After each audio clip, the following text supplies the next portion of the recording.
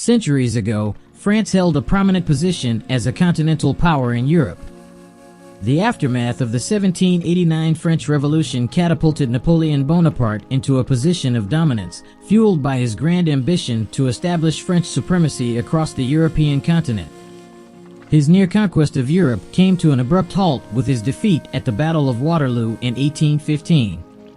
Notably, during his expedition to Egypt in 1798, one of his scientists, Jean-François Champollion, achieved a breakthrough by deciphering Egyptian hieroglyphics, thereby paving the way for the field of Egyptology.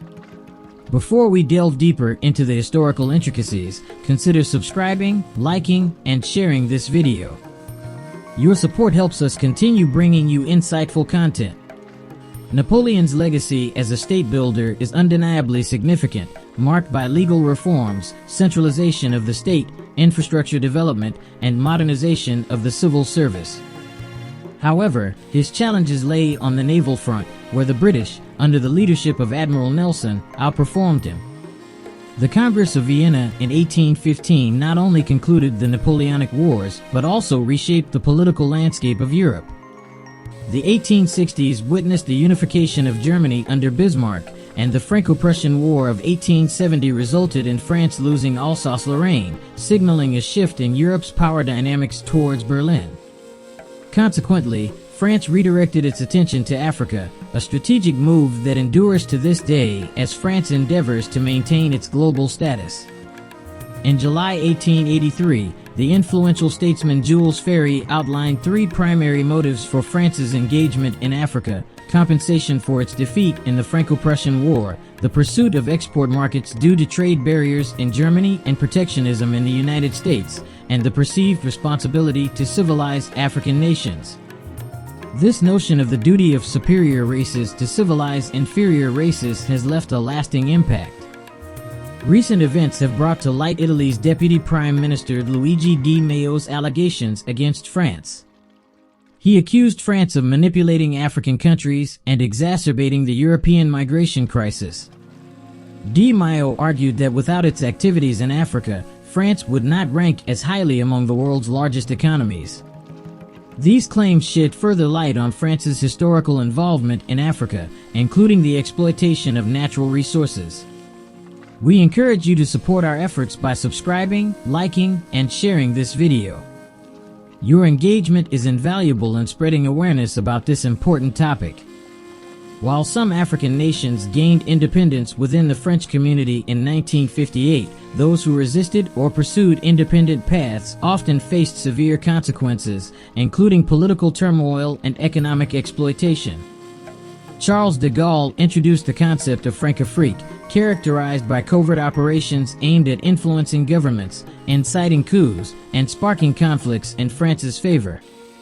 France's presence in Africa is characterized by an informal empire, exerting control through trade, finance, military influence, and political maneuvering. Francophone countries continue to pay a colonial tax as a vestige of French colonialism, despite limited tangible benefits. These nations have entered military defense pacts with France, granting it the authority to intervene militarily if their governments deviate from French interests. French corporations enjoy preferential treatment in major projects, the Bank of France manages their currency, and French businesses wield significant influence over their natural resources and economies. In essence, France's dominance persists in its former African colonies. This history reflects a complex and often controversial relationship between France and its former African colonies. Brace yourself for a whirlwind of change in Mali, Guinea, Burkina Faso, and Niger. These nations have unleashed a powerful wave of determination, seizing control from puppet governments through audacious coups and embarking on a thrilling journey to reclaim their own destinies. Africa's quest for genuine freedom is an exhilarating roller coaster, and amidst this electrifying struggle, Guinea, Burkina Faso, Niger, and Mali shine as the dynamic trailblazers in the battle for autonomy. The recent coup that occurred on July 26 in Niger, a West African nation, has brought attention to the historical exploitation and continued practices of Francafrique. This term refers to the persistent exploitation by the former French Empire in Africa and poses a threat to French and U.S. military presence in the region. France heavily depends on nuclear energy, with 68% of its power generated from nuclear plants. Niger provides 19% of the uranium required to fuel these plants. However, despite this significant contribution to France's energy needs, only 14.3% of the Nigerian population has access to a power grid, and even that access is often unreliable. This glaring contrast underscores the ongoing disparities and exploitation by foreign powers across the African continent. Francafrique has long been notorious for its exploitative systems aimed at profiting from African resources.